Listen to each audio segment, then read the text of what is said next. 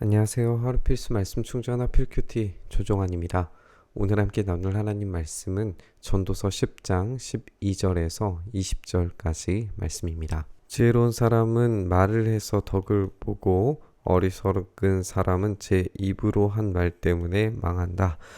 말을 한 거는 똑같은데 지혜로운 사람과 어리석은 사람이 비교되고 있는 것을 보고 이 덕을 본다와 망한다라고 하는 것이 비교되고 있죠. 이 지혜와 어리석음을 비교하고 있는 것을 보게 됩니다. 어리석은 자의 입에서 나오는 말은 어리석음으로 시작해서 사악한 광기로 끝난다라고 이야기해요. 이제 지혜가 궁극적으로 추구해야 할 방향성인 것은 맞는데 이 어리석음이 발전하면서 나타나게 되는 결과물을 생각을 해보면 이 사악한 광기라는 거죠. 이 어리석음이 가지고 오는 이 사악한 광기를 우리가 전도서의 전체적인 맥락에서 생각을 해본다면 착취와 억압이 될 수 있을 겁니다. 이런 어리석음의 상태에 놓여져 있는 사람들의 말이 어리석음부터 시작해서 사악한 광기로 그 착취와 억압으로 나아가는 방향성을 갖게 되는 거죠. 그런데도 이 어리석은 자는 말을 하고 또 합니다. 무슨 일이 일어날지 아는 사람은 아무도 없어요. 앞으로 일어날 일을 말해줄 수 있는 사람도 아무도 없습니다. 이렇게 해 아래에서 벌어지는 모든 어리석음은 착취와 억압으로, 그리고 미래에 어떤 일이 일어날지 아무도 모르는 불확정성의 시대로 빠져들어가고 있습니다. 결국에는 이 사악한 광기가 모든 것을 집어삼킨 채 이 우주의 종말이 맞이할 것처럼 보여지기도 합니다. 그리고 우리가 함께 생각해보고 있는 것처럼 이 해 아래에 벌어지는 모든 상태가 지혜를 제대로 찾아볼 수 없을 뿐더러 이 어리석음 뿐이라면, 허무한 것들 뿐이라면, 이 착취와 억압 안에서 살아가는 인생의 모든 결과물들도 이 사악한 광기에 휘말린 인생이 되고 말 겁니다. 제 집으로 가는 길조차 찾지 못하는 이 어리석은 자는 일을 해도 피곤하기만 하다. 이렇게 이 어리석은 자는 제 집으로 가는 길조차 찾지 못하는 길치와 같고, 일을 해도 피곤하기만 하는 일머리가 없는 인물입니다. 이런 어리석은 자의 최종적인 사악함을 향하여서 달려가는 인생을 생각해 본다면, 자기의 앞길조차, 자기의 집조차 제대로 찾아가지 못하고 일을 해도 피곤함만, 성취감과 어떤 만족감 없이 이 피곤함만 가지고 오는 그런 착취와 무한한 경쟁 가운데서 살아가는 그런 사람이라는 것을 우리가 알 수 있게 되는 거죠. 왕은 어리고 대신들은 이른 아침부터 잔치에 빠져 있는 나라여, 너는 저주를 받을 것이다. 여기 이제 어리다라고 하는 이 단어가 이 용례로서는 이제 다양한 단어로 사용될 수 있는데, 어리석다 또는 이제 종과 같은 어떤 그런 상태의 사람에게도 이 어리다라고 하는 표현을 쓰기도 하거든요. 그러니까 이것은 왕임에도 불구하고 어리석은 사람을 이야기하고 있는 걸 우리가 알 수 있게 되고, 이 대신들은 이른 아침에 이 정책과 국가의 운영의 내용들을 나누어야 하는데 아침부터 이 잔치에 빠져 있는 것을 우리가 보게 됩니다. 이것이 이제 저주를 받음으로써 결국에는 착취와 이 모든 억압이 망하게 되는 국가로 이어지리라는 걸 우리가 알게 돼요.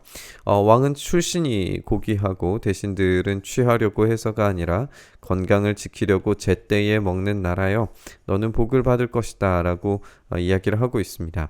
그러니까 지금 이 두 왕이 대조되는 거죠. 어리석은 왕은 이렇게 아침부터 잔치에 빠져 있는데, 출신이 고귀하고 건강을 지키는 때에 제때에 술을 즐길 줄 알고, 그리고 이 대신들이 이 적절한 시기와 때와 방법에 대해서 인식하고 있는 사람들은 복을 받을 것이라는 걸 알게 돼요. 이렇게 이 두 지혜와 어리석음이 비교되고 있는 것을 우리가 읽게 되는데, 전도서는 이런 일반적인 잠언의 모습, 그러니까 우리가 생각하기에 성실하고 지혜롭고 그리고 하나님 앞에서 거룩하게 살려고 한다면 좋은 결과물이 나올 것이다 라고 하는 일반론적인 생각에 항상 반전을 가하는 모습을 우리가 보게 됩니다. 게으른 자의 집은 들보가 내려앉고 손이 놀면 지붕이 샌다.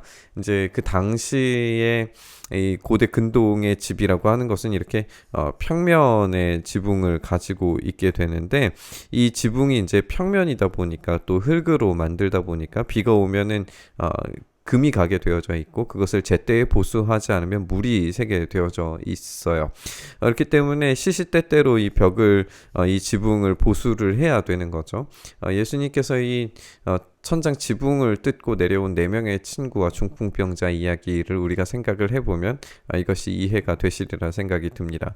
어쨌든 게으른 자의 집은 이 들보가 내려앉을 정도로 제대로 보수가 되어져 있지 않은 상태인 거죠. 손이 놀면 결국에 지붕은 셀 수밖에 없어요. 어리석음과 그리고 방탕함과 술 취함 그리고 게으름, 이런 것들이 지금 연결되고 있는 것을 우리가 보게 되는 거예요. 잔치는 기뻐하려고 벌이는 것이다. 포도주는 인생을 즐겁게 하고 돈은 만사를 해결한다 라고 이렇게 이야기를 하고 있어요. 이제 잔치라고 하는 것이 기뻐하고 벌이는 것이고 이 포도주가 인생을 즐겁게 하는 것이기 때문에 지혜로운 왕은 제 때에 또 적절한 방법으로 행함으로써 이 즐거움을 획득하는 것처럼 보여지는데, 우리가 아까 함께 나눈 것처럼 여기에 반전이 있는 거죠. 그건 뭐냐 하면 돈이 만사를 해결한다라고 이야기하고 있는 거예요. 이것은 일종의 반전의 역할을 하는 겁니다. 이 모든 내용에서 이제 우리가 앞서서 살펴보고 있는 것처럼 지혜와 이 어리석음이 비교되고 있는데, 이 지혜가 결국에는 이 부유함과 탁월함, 성공 이런 것들을 이야기할 것 같은데 그렇지가 않은 거죠. 왜냐하면 이 지혜가 지금 돈이 만사를 해결하는 것과 연결이 되고 있는 거예요. 돈이 만사를 해결하는 것. 그래서 이 지혜가 돈과 함께 결합이 되면서 이것으로 말미암은 결과에 대해서 우리가 전도자가 이야기하는 것처럼 결국 어리석음에 빠지고 만다. 이것을 관찰했다라고 이야기했었습니다. 지혜가 그렇게 오염되고 어리석음을 향하여서 달려가게 되는 그런 모습을 이미 관찰을 했던 거죠. 그래서 지혜로운 자들이 이렇게 제대로 된 통치를 하려고 한다고 할지라도 돈이 만사를 해결해 준다라고 하는 어떤 이런 궁극적인 관찰 아래에서 모든 지혜가 어리석음으로 결말 내려지는 것을 보여주게 됩니다. 마음속으로라도 왕을 욕하지 말고 잠자리에서라도 존귀한 이를 저주하지 말아라. 하늘을 나는 새가 내 말을 옮기고 날짐승이 내 소리를 전할 것이다. 이것은 이제 이 돈이 만사를 해결한다라고 하는 어떤 뇌물과 연결되어져 있는 이야기로 읽을 수 있죠. 그러니까 이게 함께 연결되어져 있는 거예요. 그래서 이 뇌물을 바치는 사람이 그 왕의 마음을 즐겁게 하려면 어디에서도 왕을 욕하면 안 되고 그 돈으로 문제들을 해결하라라고 하는 거죠. 그렇게 지혜를 가지고 때와 방법을 가지고 이 즐거움을 획득하면서 지혜롭게 행동하는 것 같지만 결과적으로는 그것이 어리석음 뿐이고 결과적으로는 그들의 황폐함과 패망을 막을 길이 없다라고 하는 결론을 향하여서 나아가게 됩니다. 이렇게 전도서는 계속해서 이 세상의 지혜로움 그리고 세상이 말하고 있는 일반적인 어떤 성공의 잠언들을 비틀어 놓습니다. 그것이 정답인 것처럼 보이지만 사실상 그것이 어떻게 오염되었는지, 그리고 이 땅에 살아가는 지혜가 얼마나 한계성을 가지고 있는지, 그것이 결과적으로는 어리석음일 뿐이라는 것에 대해서 알려주고 있습니다. 우리가 이 말씀을 깊이 생각하고 묵상해 본다면 하나님의 지혜가 얼마나 위대하고 놀라운 것인가를 다시 한번 생각해 보게 되는 것 같습니다.